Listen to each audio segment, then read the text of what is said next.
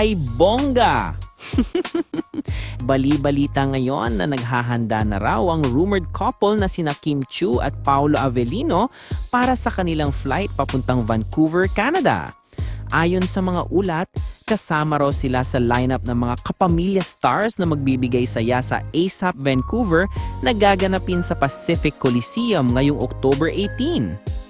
Isa raw ito sa mga pinaka-aabangang international shows ng taon, lalo na't sabay nilang ipagdiriwang ang ika-30 anibersaryo ng longest-running Sunday musical variety show sa bansa.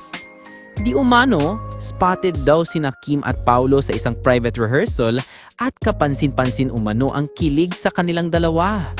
Ayon sa mga nakasaksi, laging magkatabi ang dalawa at tila hindi mapaghiwalay habang nagpipractice ng kanilang production number.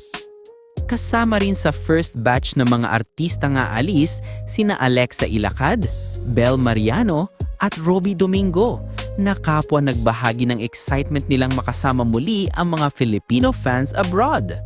Pero ang mas pinag-uusapan ng mga fan ay kung magkasit daw ba sa flight sina Kim at Paolo.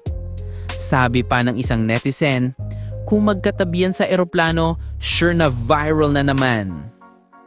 Ayon sa ilang insider, plano raw umano ni Kim na mamasyal sandali sa Vancouver pagkatapos ng show at hindi raw malabong samahan siya ni Paolo, lalo na't kilala itong very protective at supportive sa aktres.